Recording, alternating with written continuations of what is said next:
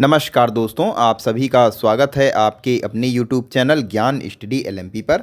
दोस्तों, आज हम सामान्य ज्ञान के महत्वपूर्ण प्रश्न करने वाले हैं और आज की क्लास में हम भूगोल के प्रश्न करेंगे जो कि आपके सभी एग्ज़ामों के लिए काफ़ी इम्पॉर्टेंट हैं। Important question for all exam.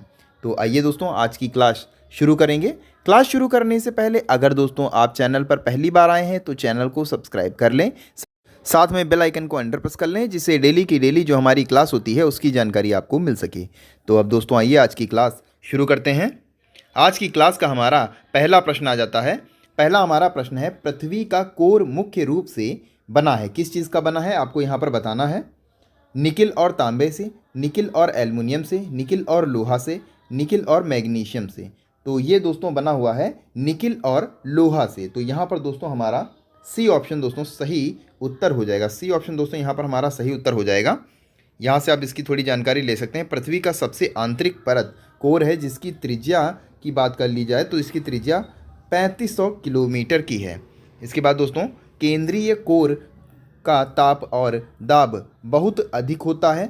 आंतरिक कोर 1200 किलोमीटर ठोस अवस्था में होता है जबकि बाहरी कोर 2300 किलोमीटर तरल अवस्था में होता है। कोर लगभग 3500 किलोमीटर की त्रिज्या वाली सबसे भीतरी परत है और आंतरिक तथा बाहरी कोर में विभाजित है।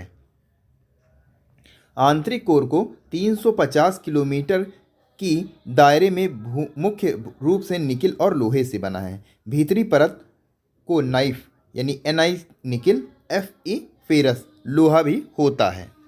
अब दोस्तों अगले क्वेश्चन पर हम चलेंगे। 2 नंबर का हमारा प्रश्न है, पृथ्वी के द्रव्य पदार्थ के घनीभूत हो जाने से बनी चट्टानों को कहते हैं, क्या कहते हैं आपको यहाँ पर बताना है। अग्नेय, अवसादी, रूपांतरित, इनमें से कोई नहीं। तो इसमें दोस्तों अग्नेय सही उत्तर हो जाएगा। अग्नेय यहाँ पर हमारा सही उत्तर हो जाएगा, यानी ए ऑप्शन दोस्तों यहाँ पर हमारा सही उत्तर हो जाता है। आइए दोस्तों अगले प्रश्न पर चलते हैं। अगला दोस्तों हमारा 3 नंबर का प्रश्न आ जाता है, अग्नेय शैल कहलाते हैं कठोर शैल, मौलिक शैल, गौड़ और डी ऑप्शन में है इनमें से कोई नहीं। तो मौलिक शैल कहते हैं, अग्नेय शैल को मौलिक शैल कहते हैं। तो यहाँ पर दोस्तों बी ऑप्शन हमारा सही उत्तर हो जाएगा। आइए अगले प्रश्न पर चलते हैं। अगला दोस्तों हमारा प्रश्न है, अग्नेय चट्टानें बनती हैं, किससे बनती हैं आपको यहाँ पर बताना है। ठंडे होने से, पर्वतों के गिरने से, भूकंप से और डी ऑप्शन में है इनमें से कोई नहीं। तो इसका दोस्तों सही उत्तर हो जाएगा यहाँ पर दोस्तों ए ऑप्शन हमारा सही उत्तर हो जाएगा, गर्म लावा के ठंडे होने से, गर्म लावा के ठंडे होने से। ए ऑप्शन दोस्तों यहाँ पर हमारा सही उत्तर हो जाता है। आइए दोस्तों अगले प्रश्न पर चलते हैं। अगला दोस्तों हमारा प्रश्न आ जाता है, निर्माण की दृष्टि से निम्न में कौन सी चट्टान सर्वाधिक प्राचीन है। अग्नेय, कायांतरित, अवसादी, अधिवितलीय। तो इसका दोस्तों सही उत्तर हो जाएगा। इसमें दोस्तों हमारा ए ऑप्शन अग्नेय सही उत्तर हो जाता है, यानी यहाँ पर हमारा ए ऑप्शन दोस्तों सही उत्तर हो जाएगा। आइए दोस्तों अगले प्रश्न पर चलते हैं। अगला दोस्तों 6 नंबर का हमारा प्रश्न आ जाता है, किस स्थलाकृति का निर्माण ज्वालामुखी क्रिया से नहीं होता है। लावा पठार, लावा मैदान, सील और डाइक, विसर्प। तो इसमें दोस्तों सही उत्तर हो जाएगा विसर्प, यहाँ पर हमारा सही उत्तर हो जाएगा, यानी डी ऑप्शन दोस्तों हमारा यहाँ पर सही उत्तर हो जाता है। आइए दोस्तों अगले प्रश्न पर चलते हैं। अगला दोस्तों हमारा प्रश्न 7 नंबर का हमारा प्रश्न आ जाता है, ग्रेनाइट की गणना किस प्रकार की चट्टान से की जाती है। अग्नेय, अवसादी, कायांतरित, अधिवितलीय या प्लूटोनियम। तो इस प्लूटोनिक। तो इसका दोस्तों सही उत्तर हो जाएगा ऑप्शन डी, यहाँ पर हमारा सही उत्तर हो जाता है, अधिवितलीय या प्लूटोनिक। डी ऑप्शन दोस्तों यहाँ पर सही उत्तर हो जाता है। आइए दोस्तों अगले प्रश्न पर चलते हैं। अगला दोस्तों 8 नंबर का अब हमारा प्रश्न आ जाता है, भूपृष्ठ पर का कितना प्रतिशत भाग अवसादी शैलों से ढका है। 75%, 65%, 70%, 90%। तो इसका दोस्तों सही उत्तर हो जाता है यहाँ पर दोस्तों हमारा ए 75% सही उत्तर हो जाएगा। ए ऑप्शन दोस्तों यहाँ पर सही उत्तर हो जाता है। आइए दोस्तों आगे चलते हैं।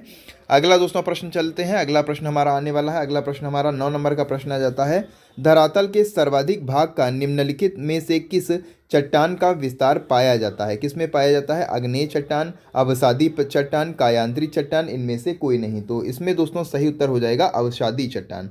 धरातल के सर्वाधिक भाग पर अवसादी चट्टानों का विस्तार ज़्यादा है। तो यहाँ पर दोस्तों बी ऑप्शन हमारा सही उत्तर हो जाता है। आइए दोस्तों अगले प्रश्न पर चलेंगे। अगला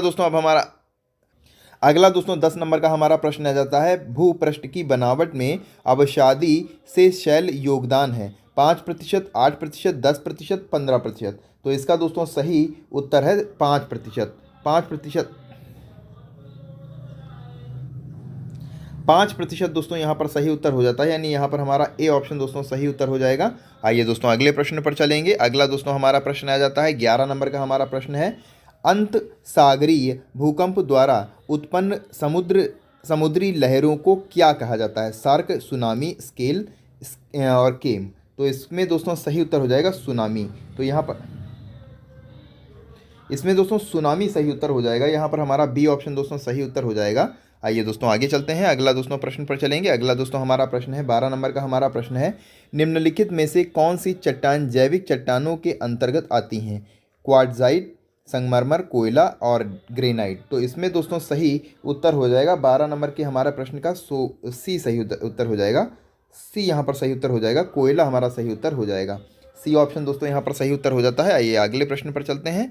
अगला दोस्तों हमारा प्रश्न आ जाता है, कोयला किस चट्टान से के पाए जाते हैं? कोयला किस चट्टान से पाए जाते हैं? परिवर्ती चट्टानों से, पर्वतदार चट्टानों से, अजैविक चट्टान से, आग्नेय चट्टान से। तो इसका दोस्तों सही उत्तर हो जाएगा, इसमें दोस्तों परतदार चट्टान हमारा सही उत्तर हो जाएगा। बी ऑप्शन दोस्तों यहाँ पर हमारा सही उत्तर हो जाता है। आइए अगले प्रश्न पर चलेंगे। अगला दोस्तों हमारा 14 नंबर का प्रश्न आ जाता है, पेट्रोलियम यानी खनिज तेल किस चट्टानों में पाए जाते हैं? आग्नेय, नवीन, संस्कृत, प्राचीन, संस्तरित और परावर्ती। तो इसमें दोस्तों हमारा सही उत्तर हो जाएगा, यहाँ पर हमारा सी ऑप्शन दोस्तों सही हो जाएगा, प्राचीन संतरित। प्राचीन संतरित यहाँ पर हमारा सही उत्तर हो जाएगा, यानी सी ऑप्शन दोस्तों यहाँ पर हमारा सही उत्तर हो जाता है। आइए दोस्तों अगले प्रश्न पर चलते हैं। अगला दोस्तों हमारा 15 नंबर का प्रश्न आ जाता है। 15 नंबर का प्रश्न हमारा है, निम्नलिखित में से कौन परतदार चट्टान नहीं है?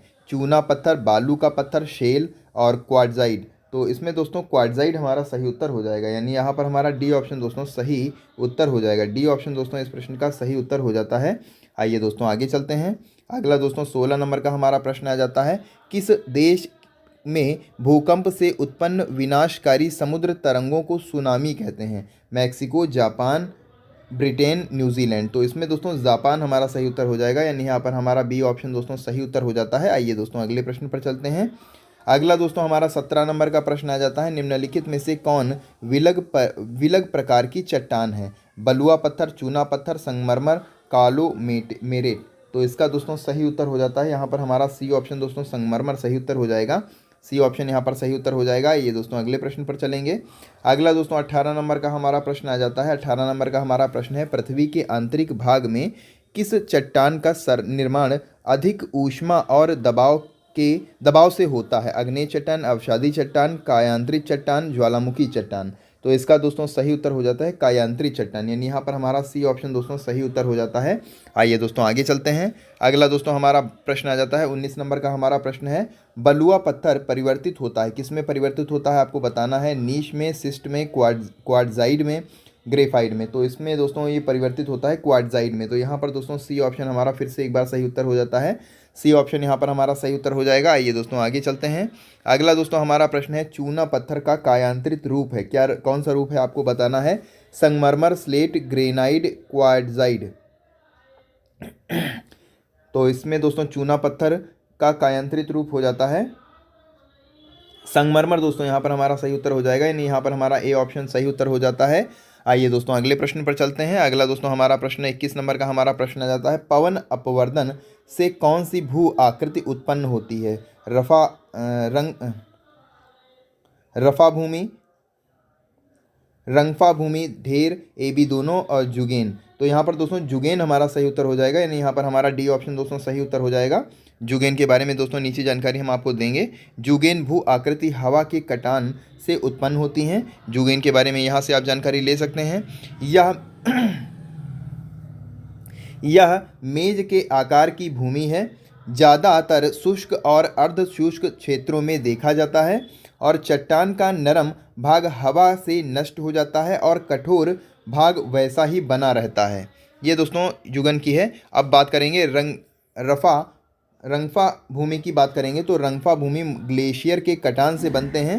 रंगफा भूमि ग्लेशियर के कटान से बनते हैं और रंगफा भूमि रंग भूमि के आकार की घाटियां हैं जिनमें उपजी दीवारें हैं।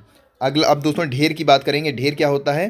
तो ढेर तटीय हवा और पानी की लहरों से बनते हैं। आमतौर पर तटीय क्षेत्रों में ये देखे जाते हैं और ढेर के गठन में बहुत लंबा समय लगता है।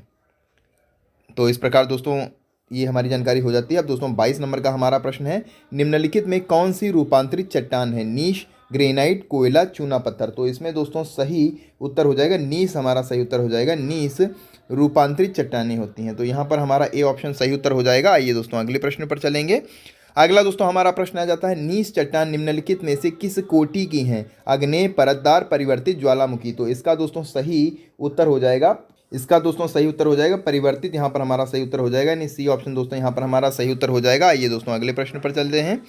अगला दोस्तों हमारा 24 नंबर का प्रश्न आ जाता है, निम्नलिखित में से कौन रूपांतरित चट्टान नहीं है? Slate, schist, diorite, phyllite. तो इसका दोस्तों सही उत्तर हो जाएगा, यहाँ पर हमारा सही उत्तर हो जाता है सी डायोराइट, यहाँ पर हमारा सही उत्तर हो जाता है, यानी सी ऑप्शन दोस्तों यहाँ पर हमारा सही उत्तर हो जाता है। आइए दोस्तों अगले प्रश्न पर चलेंगे। अगला दोस्तों हमारा प्रश्न है, निम्नलिखित में कौन सा कारण चट्टानों के रूपांतरण के लिए उत्तरदायी नहीं है? अपरदन, ताप, दबाव, घुलन। तो इसमें दोस्तों सही उत्तर हो जाता है, यहाँ पर अपरदन हमारा सही उत्तर हो जाएगा, यानी यहाँ पर हमारा ए ऑप्शन दोस्तों इस प्रश्न का सही उत्तर हो जाता है। तो कैसी लगी दोस्तों आज की क्लास, आपको कमेंट करके बताना है। और अगर दोस्तों आज की क्लास आपको अच्छी लगी हो तो वीडियो को लाइक करें और ज़्यादा से ज़्यादा शेयर करें। और अगर दोस्तों आप चैनल पर पहली बार आए हैं तो चैनल को सब्सक्राइब कर लें, साथ में बेल आइकन को अंडर प्रेस कर लें, जिससे डेली की डेली जो हमारी क्लास होती है उसकी जानकारी आपको मिलती रहे। तो इसी के साथ दोस्तों फिर आज की क्लास हम यहीं पर समाप्त करते हैं। मिलते हैं अगली क्लास में, तब तक के लिए नमस्कार, जय हिंद, जय भारत।